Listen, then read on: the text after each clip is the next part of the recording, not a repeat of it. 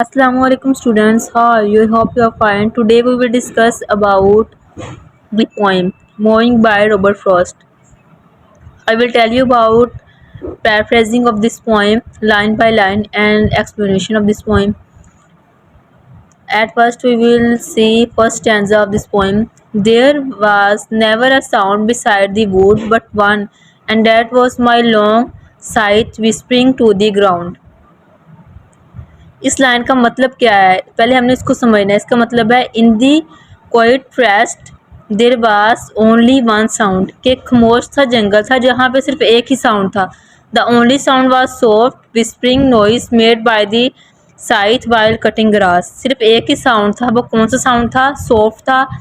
Whispering noise made किसकी वजह से बन रहा था? साइथ वाइल कटिंग ग्रास, ग्रास के कटने की वजह से बन रहा था। ठीक है, पैराफ्रेजिंग करें। इसकी पैराफ्रेजिंग का मतलब होता है किसी भी लाइन को हमने इजी वर्डिंग में करके पढ़ना है। ठीक है, तो इसको इजी वर्डिंग में करें। इसकी एक्सप्लेनेशन कोई there was only one sound in the woods, यानी कि सिर्फ एक ही साउंड था। ठीक है ना, वहाँ पे the sound come from my scythe as it softly moved over the ground. ठीक है, नेक्स्ट देखें तो what was it whispered I knew not well myself perhaps it was something about the heat of sun. इसकी explanation देखें, क्या कहना चाह रहा है। पोइट कह रहा है कि वंडर्स, पोइट हैरान है। ठीक है ना, हैरान है। What this scythe is saying but he doesn't full understand it. ठीक है ना, he guess that maybe the sound is about the hot sunlight. जो कि पोइट है, ठीक है ना, वो हैरान है कि क्या साइथ क्या कहने की कोशिश कर रहा है कि ये जो साउंड है वो उसको समझ नहीं रहा। ठीक है ना, वो गेस करने की कोशिश कर रहा है कि शायद ये जो साउंड है ना वो हॉट सनलाइट की वजह से है। ठीक है, अब पैराफ्रेजिंग करें। I didn't really know what the scythe was trying to say, maybe it was talking about the warmth of sun. ठीक है ना, इसी को पैराफ्रेज करके बताया। ठीक है ना, इसको इजी वर्डिंग में करके बताया कि मैं वाकई नहीं जानता कि क्या जो स्काई था क्या कहने की कोशिश कर रहा है। ठीक है ना, उसने कहा मे बी शायद it was talking about the warmth of sun, शायद ये वार्मथ ऑफ सन के बारे में बात कर रहा है। ठीक है ना, नेक्स्ट है something perhaps about the lake of sound and that was why it whispered and did not speak. इसकी एक्सप्लेनेशन अगर हम देखें, और may be it was about the deep silence around him, कि वो मतलब खुद से गैस करने की कोशिश कर रहा है कि शायद ये कोई डीप साइलेंस है जो उसके इर्द गिर्द है। Because everything is so quite the sound is soft like a whisper not loud speech, यानी कि जो इसके गिर्द गिर्द जंगल में सब कुछ भी था ना वो इतना साइलेंट था ना, यानी कि उसकी कोई आवाज़ नहीं थी, खामोशी थी बिल्कुल। तो वो गैस करने की कोशिश कर रहा है कि ये साउंड क्या है। ठीक है ना, पैराफ्रेज करें इसको इजी वर्डिंग में इसी एक्सप्लेनेशन को, और may be it was about how quite everything was that's why the same the sound was soft not loud, इसलिए जो साउंड है वो सॉफ्ट था, लाउड नहीं था। ठीक है, नेक्स्ट जो है स्टैंजा वो क्या है, he it didn't dream of the gift of idle arts or easy gold at the hand of fay or elf.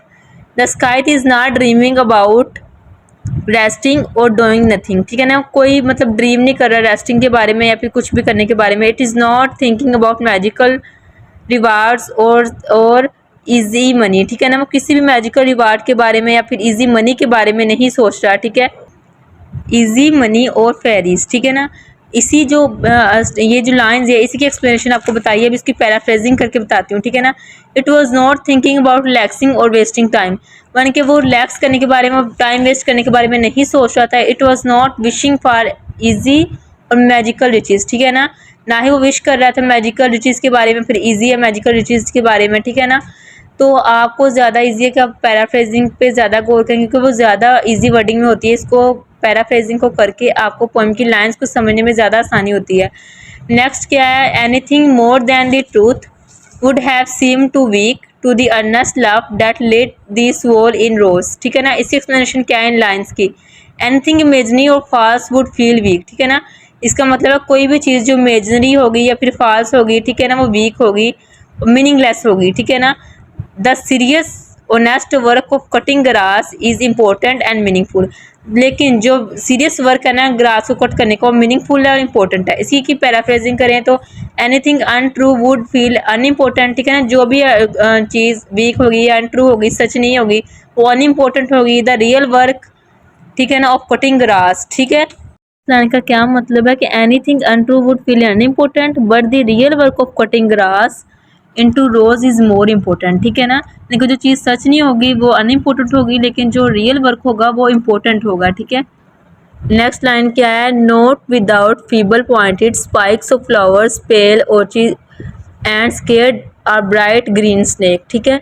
इसकी अगर हम एक्सप्लेनेशन करें तो क्या होगी, वाइल कटिंग ग्रास के पोइट हमें क्या कहना चाह रहा है, वो कहना चाह रहा है कि while cutting grass small flowers are also cut, ठीक है ना।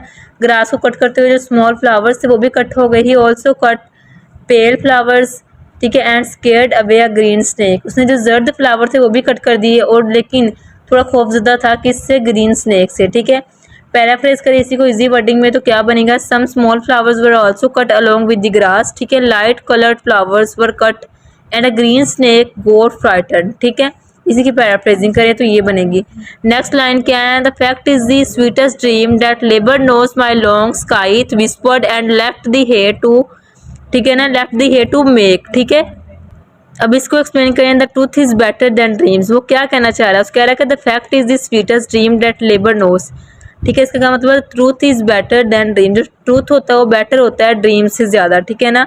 My long scythe whispered and left the hay to make, ठीक है। इसका मतलब होता है कि जो स्काइट है वो कंटिन्यूस जारी रखती है इट्स वर्क, अपना काम करना, living cut grass to turn into hay, ठीक है ना। यानी कि जो स्काइट होती है वो अपना काम करना जारी रखती है छोड़ते हुए ग्रास को करते हुए और टर्न इनटू हेयर, ठीक है। पैराफ्रेज कर इसको इजी वर्डिंग में तो क्या बनेगा कि रियलिटी हमेशा बेटर होती है ड्रीम से, ठीक है। Reality is better than dreams when you work hard, ठीक है, जब आप सख्त मेहनत करते हैं। My scythe kept working and left the grass cut behind, जो स्काई था वो वर्क करता रहता है, ठीक है ना, छोड़ देता है ग्रास को कट बिहाइंड, मतलब कट करते हुए पीछे छोड़ता जाता है और वर्क करता रहता है अपना।